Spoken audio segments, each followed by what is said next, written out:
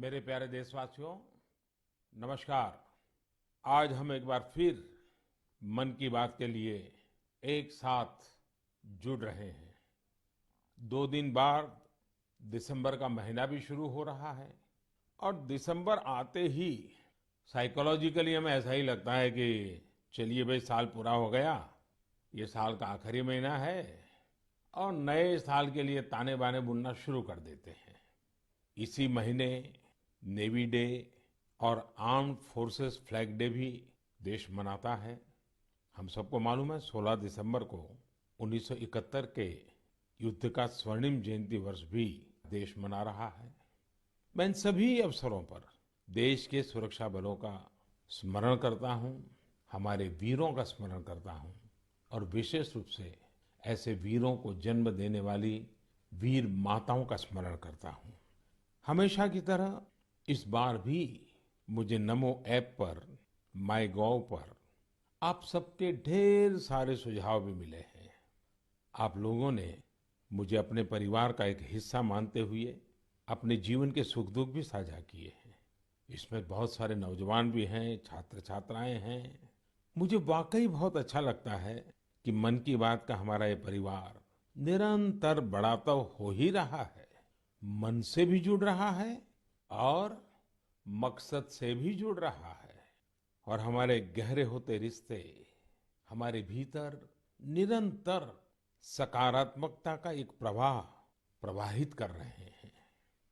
मेरे प्यारे देशवासियों, मुझे सीतापुर के ओजस्वी ने लिखा है कि अमृत महोत्सव से जुड़ी चर्चाएं उन्हें खूब पसंद आ रही है। वो अपने दोस्तों के साथ मन की बात सुनते हैं और स्वाधीनता संग्राम के बारे में काफी कुछ जानने का, सीखने का लगातार प्रयास कर रहे हैं। साथियों, अमृत महोत्सव सीखने के साथ ही हमें देश के लिए कुछ करने की भी प्रेरणा देता है। और अब तो देश भर में आम लोग हों या सरकारें, पंचायत से लेकर के पार्लियामेंट तक अमृत महोत्सव की गूंज है और लगातार इस महोत्सव से जुड़े कार्यक्रमों का सिलसिला चल रहा है। ऐसा ही एक रोचक प्रोग्राम पिछले दिनों दिल्ली में हुआ। आजादी की कहानी बच्चों की जुबानी। कार्यक्रम में बच्चों ने स्वाधीनता संग्राम से जुड़ी गाथाओं को पूरे मनोभाव से प्रस्तुत किया। खास बात ये भी रही कि इसमें भारत के साथ ही नेपाल, मॉरिशस, तंजानिया, न्यूजीलैंड और फिजी के स्टूडेंट्स भी शामिल हुए।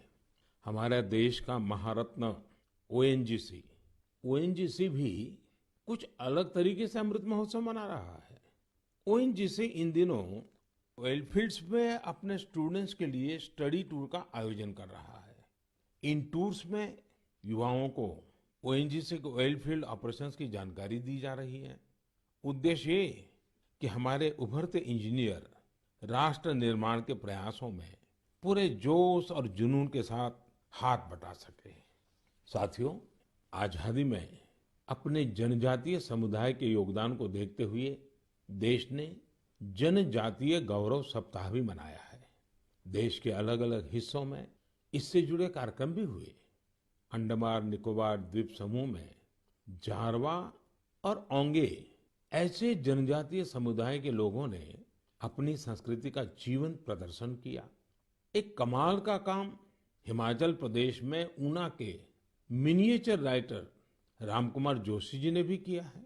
उन्होंने पोस्टेज स्टैम्प पर ही, यानी इतने छोटे से पोस्टेज स्टैम्प पर नेताजी सुभाष चंद्र बोस और पूर्व प्रधानमंत्री लाल बहादुर शास्त्री जी के अनोखे स्केच बनाए हैं।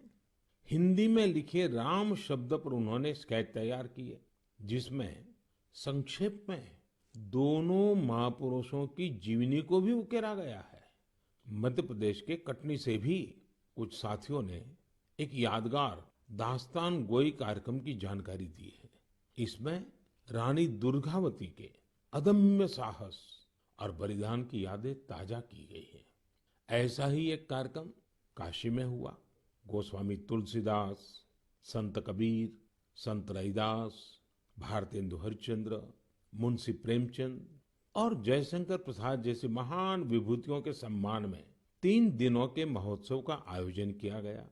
अलग अलग कालखंड में इन सभी की देश की जन जागृति में बहुत बड़ी भूमिका रही है। आपको ध्यान होगा, मन की बात के पिछले एपिसोड्स के दौरान मैंने 3 प्रतियोगिताओं का उल्लेख किया था, कंपटीशन की बात कही थी। एक, देशभक्ति के गीत लिखना, देशभक्ति से जुड़ी, आजादी के आंदोलन से जुड़ी घटनाओं की रंगोली बनाना और हमारे बच्चों के मन में भव्य भारत के सपने जगाने वाली लोरी लिखी जाए। मुझे आशा है कि इन प्रतियोगिताओं के लिए भी आप जरूर एंट्री भी भेज चुके होंगे, योजना भी बना चुके होंगे और अपने साथियों से चर्चा भी कर चुके होंगे। मुझे आशा है बढ़ चढ़ करके हिंदुस्तान के हर कोने में इस कार्यक्रम को आप जरूर आगे बढ़ाएंगे। मेरे प्यारे देशवासियों, इस चर्चा से अब मैं आपको सीधे वृंदावन लेकर चलता हूँ। वृंदावन के बारे में कहा जाता है कि ये भगवान के प्रेम का प्रत्यक्ष स्वरूप है। हमारे संतों ने भी कहा है, यह आशा धरी चित्त में, यह आशा धरी चित्त में, कहत जथा मति मोर, वृंदावन सुख रंग कौ, वृंदावन सुख रंग कौ, काहू न पायो और। यानी वृंदावन की महिमा हम सब अपने अपने सामर्थ्य के हिसाब से कहते जरूर हैं, लेकिन वृंदावन का जो सुख है, यहाँ का जो रस है, उसका अंत कोई नहीं पा सकता। वो तो असीम है। तभी तो वृंदावन दुनिया भर के लोगों को अपनी तरफ आकर्षित करता रहा है। इसकी छाप आपको दुनिया के कोने कोने में मिल जाएगी। पश्चिमी ऑस्ट्रेलिया में एक शहर है पर्थ। क्रिकेट प्रेमी लोग इस जगह से भली भांति परिचित होंगे, क्योंकि पर्थ में अक्सर क्रिकेट मैच होते रहते हैं।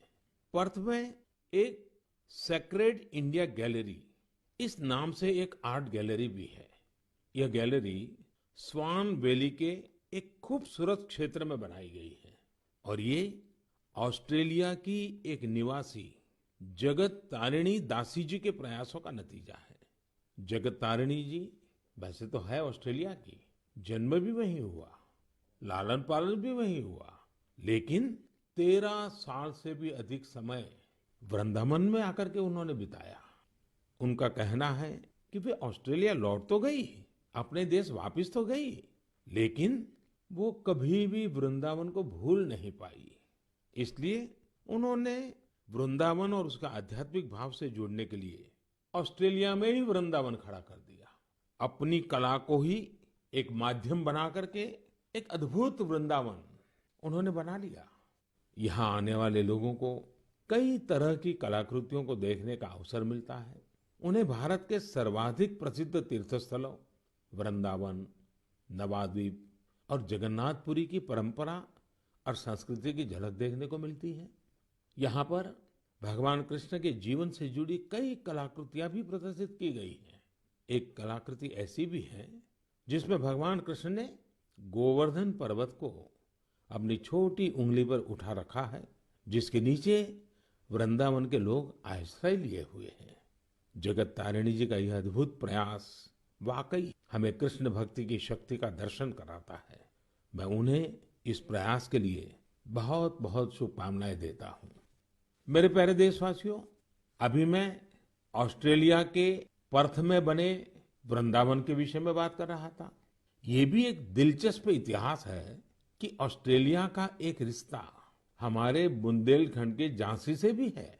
दरअसल झांसी की रानी लक्ष्मीबाई जब ईस्ट इंडिया कंपनी के खिलाफ कानूनी लड़ाई लड़ रही थी, तो उनके वकील थे जॉन लैंग। जॉन लैंग मूल रूप से ऑस्ट्रेलिया के ही रहने वाले थे। भारत में रहकर उन्होंने रानी लक्ष्मीबाई का मुकदमा लड़ा था। हमारे स्वतंत्रता संग्राम में झांसी और बुंदेलखंड का कितना बड़ा योगदान है, ये हम सब जानते हैं। यहाँ रानी लक्ष्मीबाई और झलकारी बाई जैसी वीरांगनाएं भी हुई और मेजर ध्यानचंद जैसे खेल रत्न भी इस क्षेत्र ने देश को दिए हैं। साथियों, वीरता केवल युद्ध के मैदान में ही दिखाई जाए, ऐसा जरूरी नहीं होता। वीरता जब एक व्रत बन जाती है और उसका विस्तार होता है, तो हर क्षेत्र में अनेकों कार्य सिद्ध होने लगते हैं। मुझे ऐसी ही वीरता के बारे में श्रीमती ज्योत्सना ने चिट्ठी लिखकर बताया है। जालौन में एक पारंपरिक नदी थी, नून नदी। नून यहाँ के किसानों के लिए पानी का प्रमुख स्रोत हुआ करती थी, लेकिन धीरे धीरे नून नदी लुप्त होने की कगार पर पहुंच गई। जो थोड़ा बहुत अस्तित्व इस नदी का बचा था, उसमें वो नाले में तब्दील हो रही थी। इससे किसानों के लिए सिंचाई का भी संकट खड़ा हो गया था। जालौन के लोगों ने इस स्थिति को बदलने का बीड़ा उठाया। इसी साल मार्च में इसके लिए एक कमेटी बनाई गई। हजारों ग्रामीण और स्थानीय लोग स्वतः स्फूर्त इस अभियान से जुड़े। यहाँ की पंचायतों ने ग्रामीणों के साथ मिलकर काम करना शुरू किया और आज इतने कम समय में और बहुत कम लागत में ये नदी फिर से जीवित हो गई है।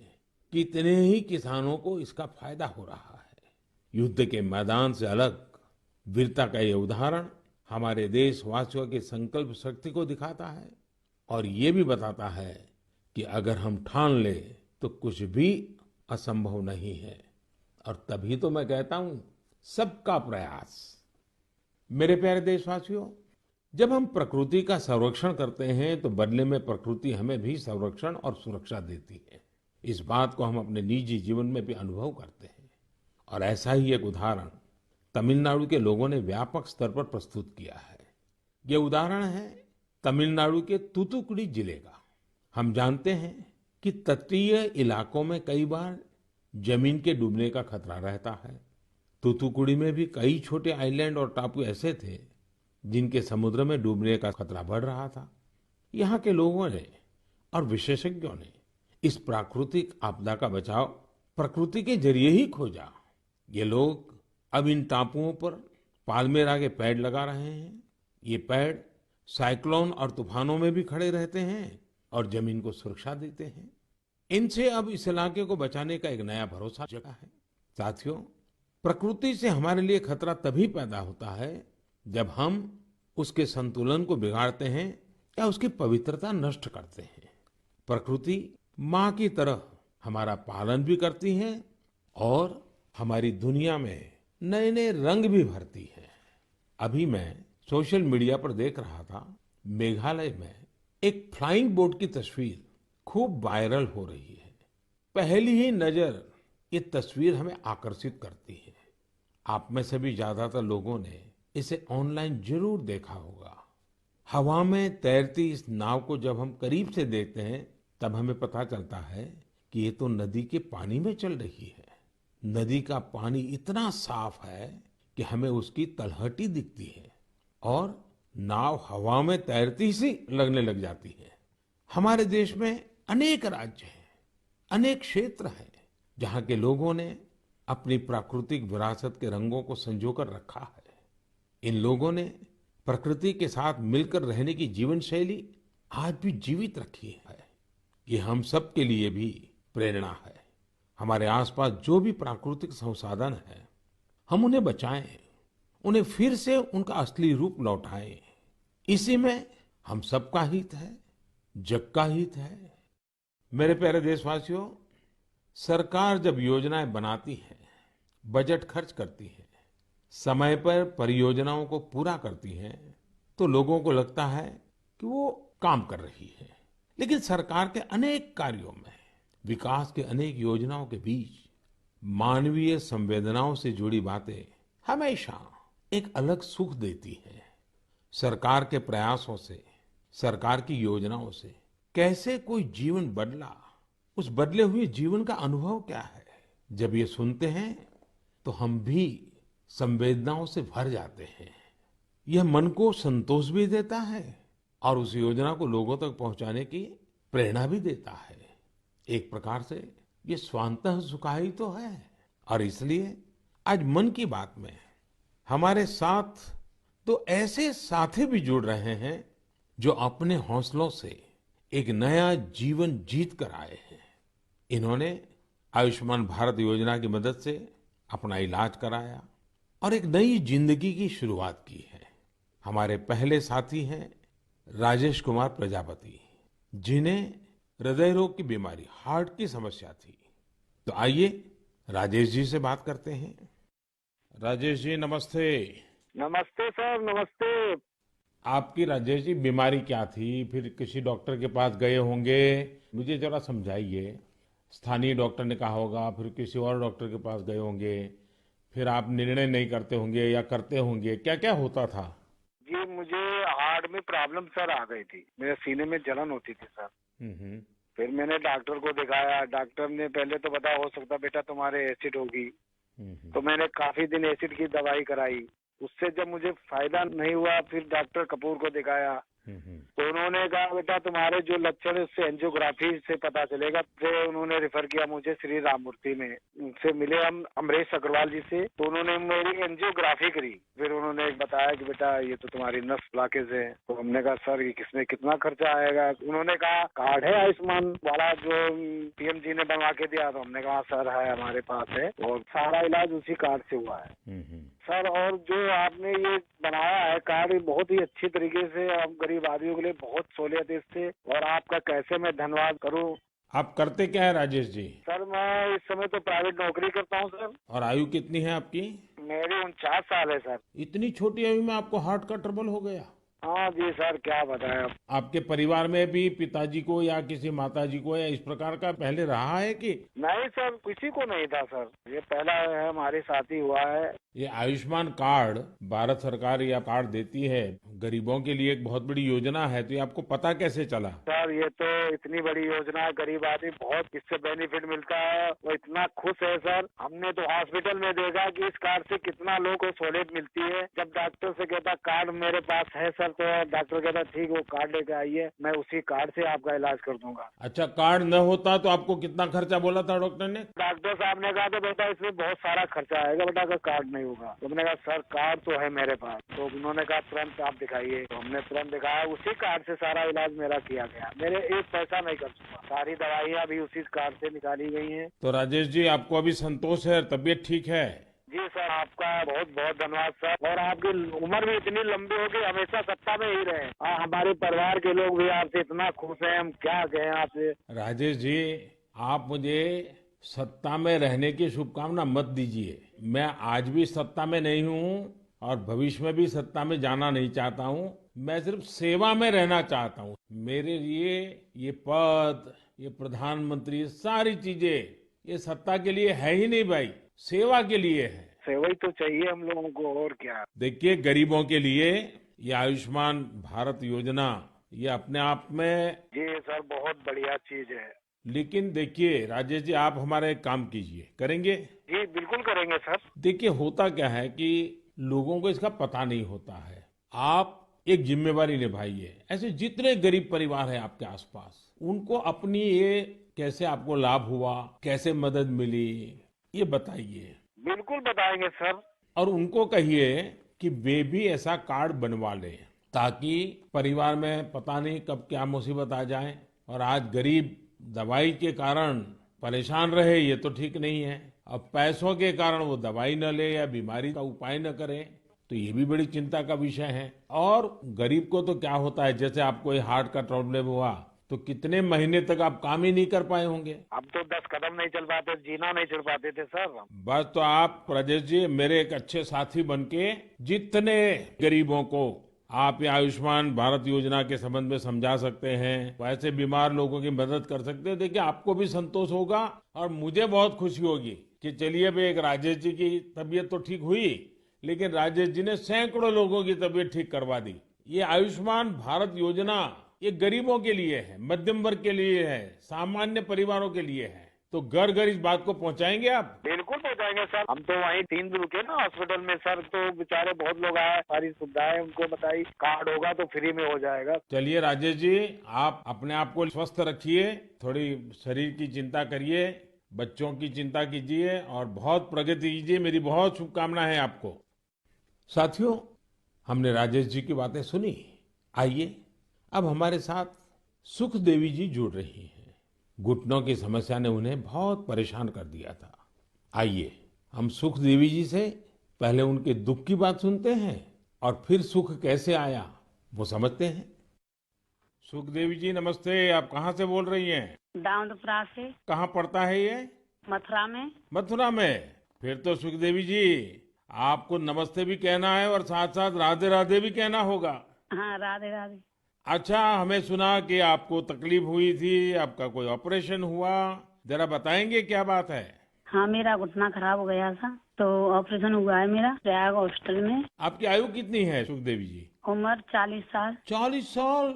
और सुखदेव नाम और सुखदेवी को बीमारी हो गई? बीमारी तो मुझे 15-16 साल से लग गई। अरे बाप रे, इतनी छोटी आयु में घुटने आपके खराब हो गए? वो गठियावाई बोलते हैं जो जोड़ों में दर्द थे, क्या कहते हैं, घुटना खराब हो गए।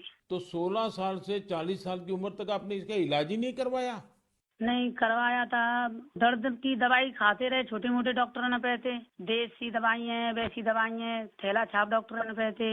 उनसे घुटना चलवे पे ही खराब हो गई। 1-2 किलोमीटर पैदल चली मैं तो घुटना खराब हो गई मेरी। तो सुखदेव जी ऑपरेशन का विचार कैसे आया? उसके पैसों का क्या प्रबंध किया? कैसे बना ये सब? मैंने वो आयुष्मान कार्ड से इलाज करवाया तो है मैंने। आपको आयुष्मान कार्ड मिल गया था? हाँ। और आयुष्मान कार्ड से गरीबों को मुफ्त में उपचार होता है पता था? स्कूल में मीटिंग हो रही थी, माँ से हमारे पति को पता चला तो कार्ड बनवाया मेरे नाम से। हाँ। फिर इलाज करवाया कार्ड से और मैंने कोई पैसा नहीं लगाया। कार्ड से ये इलाज हुआ है मेरा, खूब बढ़िया इलाज हो गया है। अच्छा, डॉक्टर ने पहले अगर कार्ड न होता तो कितना खर्चा बताते थे? 2.5 लाख रुपए, 3 लाख रुपए। 6-7 साल से पड़ी हूँ खाट में। ये कहती थी ये भगवान मुझे ले तो मुझे नहीं जीना। 6-7 साल से खाट में थी? बाप रे बाप। हाँ। ओहो। बिल्कुल उठा बैठा नहीं जाते, बच्चे बैठाते। तो अभी आपका घुटना पहले से अच्छा हुआ है? मैं खूब घूमती हूँ, फिरती हूँ, किचन का काम करती हूँ, घर का काम करती हूँ, बच्चों को खाना बना के देती हूँ। तो मतलब आयुष्मान भारत का कार्ड आपको सचमुच में आयुष्मान बना दिया। बहुत बहुत धन्यवाद। आपकी योजना की वजह से ठीक हो गई, अपने पैरों पे खड़ी हो गई। तब तो बच्चों को भी आनंद आता होगा। हाँ जी, बच्चों को तो बहुत भी परेशानी होती थी। अब माँ परेशान है तो बच्चा भी परेशान है। देखिए, हमारे जीवन में सबसे बड़ा सुख हमारा स्वास्थ्य ही होता है। ये सुखी जीवन सबको मिले, यही आयुष्मान भारत की भावना है। चलिए सुखदेवी जी, मेरी आपको बहुत बहुत शुभकामनाएं। फिर से एक बार आपको राधे राधे। राधे राधे, नमस्ते।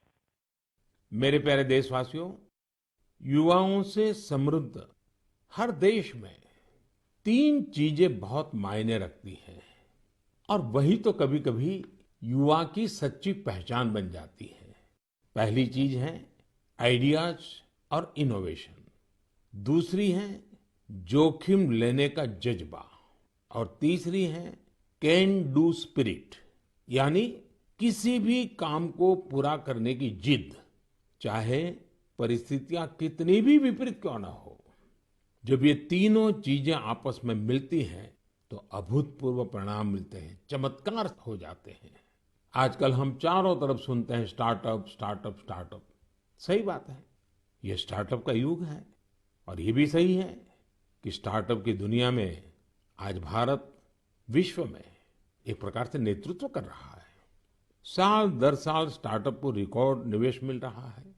ये क्षेत्र बहुत तेज रफ्तार से आगे बढ़ रहा है। यहाँ तक कि देश के छोटे छोटे शहरों में भी स्टार्टअप की पहुंच बढ़ी है। आजकल यूनिकॉर्न शब्द खूब चर्चा में है। आप सबने इसके बारे में सुना होगा। यूनिकॉर्न एक ऐसा स्टार्टअप होता है जिसका वैल्यूएशन कम से कम $1 बिलियन होता है, यानी करीब करीब 7,000 करोड़ रुपए से ज्यादा। साथियों, साल 2015 तक देश में बमुश्किल 9 या 10 यूनिकॉर्न हुआ करते थे। आपको ये जानकर बेहद खुशी होगी कि अब यूनिकॉर्न्स की दुनिया में भी भारत तेज उड़ान भर रहा है। एक रिपोर्ट के मुताबिक इसी साल एक बड़ा बदलाव आया है। सिर्फ 10 महीनों में ही भारत में हर 10 दिन में एक यूनिकॉर्न बना है। ये इसलिए भी बड़ी बात है क्योंकि हमारे युवाओं ने ये सफलता कोरोना महामारी के बीच हासिल की है। आज भारत में 70 से अधिक यूनिकॉर्न हो चुके हैं, यानी 70 से अधिक स्टार्टअप ऐसे हैं जो 1 बिलियन से ज्यादा के वैल्यूएशन को पार कर गए हैं। साथियों, स्टार्टअप की इस सफलता के कारण हर किसी का उस पर ध्यान गया है और जिस प्रकार से देश से विदेश से निवेशकों से उसे समर्थन मिल रहा है, शायद कुछ साल पहले उसकी कोई कल्पना भी नहीं कर सकता था। साथियों, स्टार्टअप्स के जरिए भारतीय युवा ग्लोबल प्रॉब्लम्स के समाधान में भी अपना योगदान दे रहे हैं। आज हम एक युवा मयूर पाटिल से बात करेंगे। उन्होंने अपने दोस्तों के साथ मिलकर पॉल्यूशन की प्रॉब्लम का सॉल्यूशन देने का प्रयास किया है। मयूर जी नमस्ते। नमस्ते सर जी। मयूर जी, आप कैसे हैं? बस बढ़िया सर, आप कैसे हो? मैं बहुत प्रसन्न हूँ। अच्छा, मुझे बताइए कि आज आप कुछ स्टार्टअप की दुनिया में हैं। हाँ जी। और बेस्ट में से बेस्ट भी कर रहे हैं। हाँ जी। एनवायरनमेंट का भी कर रहे हैं। थोड़ा मुझे अपने बारे में बताइए, कि काम के बारे में बताइए और इस काम के पीछे आपको विचार कहाँ से आया? तो जब कॉलेज में था तभी मेरे पास मोटरसाइकिल था जिसका माइलेज बहुत कम था और एमिशन बहुत ज्यादा था। वो 2 स्ट्रोक मोटरसाइकिल था। तो एमिशन कम करने के लिए और उसका माइलेज थोड़ा बढ़ाने के लिए मैंने कोशिश चालू किया था कुछ 2011-12 में, और उसका मैंने करीब करीब 62 किलोमीटर पर लीटर तक माइलेज बढ़ा दिया था। तो वहां से मुझे ये प्रेरणा मिली कि कुछ ऐसा चीज बनाएं जो मास प्रोडक्शन कर सकते हैं, तो बाकी बहुत सारे लोगों को उसका फायदा होगा। तो 2017-18 में हम लोगों ने उसका टेक्नोलॉजी डेवलप किया और रीजनल ट्रांसपोर्ट कॉर्पोरेशन में हम लोगों ने 10 बसेस में वो यूज किया उसका रिजल्ट चेक करने के लिए, और करीब करीब हम लोगों ने उसका 40% एमिशन उसका कम कर दिया बसेस में। अब ये टेक्नोलॉजी जो आपने खोजी है उसका पेटेंट वगैरह करवा लिया? हाँ जी, पेटेंट हो गया। ये साल में ही हमें पेटेंट ग्रांट होके आ गया। और आगे इसको बढ़ाने का क्या प्लान है आपका? किस प्रकार से कर रहे हैं? जैसे बस का रिजल्ट आ गया, उसके भी सारी चीजें बाहर आ गई होगी, तो आगे क्या सोच रहे हैं? सर, स्टार्टअप इंडिया के अंदर नीति आयोग से अटल न्यू इंडिया चैलेंज जो है, वहाँ से हमें ग्रांट मिला और वो ग्रांट के बेसिस पे हम लोगों ने अभी फैक्ट्री चालू किया जहाँ पे हम एयर फिल्टर्स का मैन्युफैक्चरिंग कर सकते हैं। तो भारत सरकार की तरफ से कितना ग्रांट मिला आपको? 90 लाख। 90 लाख। और उससे आपका काम चल गया? हाँ, अभी तो चालू हो गया है, प्रोसेस में है। आप कितने दोस्त मिलकर के कर रहे हैं सब? हम लोग 4 लोग हैं सर। और चारों पहले साथ में ही पढ़ते थे और उसी में से आपको एक विचार आया आगे बढ़ने का? हाँ जी, हाँ जी, हम कॉलेज में ही थे, तो कॉलेज में हम लोगों ने ये सब सोचा और ये मेरा आइडिया था कि मेरा मोटरसाइकिल का एटलीस्ट पोल्यूशन कम हो जाए और माइलेज बढ़ जाए। अच्छा, पोल्यूशन कम करते हैं, माइलेज बढ़ाते हैं, तो एवरेज खर्च कितना बचता होगा? सर, मोटरसाइकिल पे हम लोगों ने टेस्ट किया, उसका माइलेज होता 25 किलोमीटर पर लीटर, वो हम लोगों ने बढ़ा दिया 39 किलोमीटर पर लीटर। तो करीब करीब 14 किलोमीटर का फायदा हुआ और उसमें से 40% का कार्बन एमिशंस कम हो गया। और जब बसेस पे किया रीजनल ट्रांसपोर्ट कॉर्पोरेशन में, तो वहाँ पे 10% फ्यूल एफिशिएंसी इंक्रीज हुआ और उसमें भी 35-40% एमिशंस कम हो गया। मयूर, मुझे अच्छा लगा आपसे बात करके और आपके साथियों को भी मेरी तरफ से बधाई दीजिए कि कॉलेज लाइफ में खुद की जो समस्या थी उस समस्या का समाधान भी आपने खोजा और अब उस समाधान में से जो रास्ता चुना उसने पर्यावरण की समस्या को एड्रेस करने के लिए आपने बीड़ा उठाया। और ये हमारे देश के युवाओं का ये सामर्थ्य ही है कि कोई भी बड़ी चुनौती उठा लेते हैं और रास्ते खोज रहे हैं। मेरी तरफ से आपको बहुत शुभकामनाएं हैं। बहुत बहुत धन्यवाद। Thank you sir, thank you. साथियों, कुछ सालों पहले यदि कोई कहता था कि वो बिजनेस करना चाहता है या एक कोई नई कंपनी शुरू करना चाहता है, तब परिवार के बड़े बुजुर्ग का जवाब होता था, तुम नौकरी क्यों नहीं करना चाहते? नौकरी करो ना भाई। अरे नौकरी में सिक्योरिटी होती है, सैलरी होती है, झंझट भी कम होती है। लेकिन आज यदि कोई अपनी कंपनी शुरू करना चाहता है तो उसके आसपास के सभी लोग बहुत उत्साहित होते हैं और इसमें उसका पूरा सपोर्ट भी करते हैं। साथियों, भारत की ग्रोथ स्टोरी का यह टर्निंग पॉइंट है, जहां अब लोग सिर्फ जॉब सीकर्स बनने का सपना नहीं देख रहे, बल्कि जॉब क्रिएटर्स भी बन रहे हैं। इससे विश्व मंच पर भारत की स्थिति और मजबूत बनेगी। मेरे प्यारे देशवासियों, आज मन की बात में हमने अमृत महोत्सव की बात की। अमृत काल में कैसे हमारे देशवासी नए नए संकल्पों को पूरा कर रहे हैं, इसकी चर्चा की। और साथ ही दिसंबर महीने में सेना के शौर्य से जुड़े हुए अवसरों का भी जिक्र किया। दिसंबर महीने में ही एक और बड़ा दिन हमारे सामने आता है जिससे हम प्रेरणा लेते हैं। ये दिन है 6 दिसंबर को बाबा साहब आम्बेडकर की पुण्यतिथि। बाबा साहब ने अपना पूरा जीवन देश और समाज के लिए, अपने कर्तव्यों के निर्वहन के लिए समर्पित किया था। हम देशवासी ये कभी न भूलें कि हमारे संविधान की मूल भावना, हमारा संविधान हम सभी देशवासियों से अपने अपने कर्तव्यों के निर्वहन की अपेक्षा करता है। तो आइए हम भी संकल्प लें कि अमृत महोत्सव में हम कर्तव्यों को पूरी निष्ठा से निभाने का प्रयास करेंगे। यही बाबा साहब के लिए हमारी सच्ची श्रद्धांजलि होगी। साथियों, अब हम दिसंबर महीने में प्रवेश कर रहे हैं। स्वाभाविक है अगली मन की बात 2021 की, इस वर्ष की आखिरी मन की बात होगी। 2022 में फिर से यात्रा शुरू करेंगे और मैं हाँ आपसे ढेर सारे सुझावों की अपेक्षा करता ही रहता हूँ, करता रहूंगा। आप इस साल को कैसे विदा कर रहे हैं, नए साल में क्या कुछ करने वाले हैं, ये भी जरूर बताइए। और हाँ, ये कभी मत भूलना, कोरोना अभी गया नहीं है। सावधानी बरतना हम सबकी जिम्मेवारी है। बहुत बहुत धन्यवाद।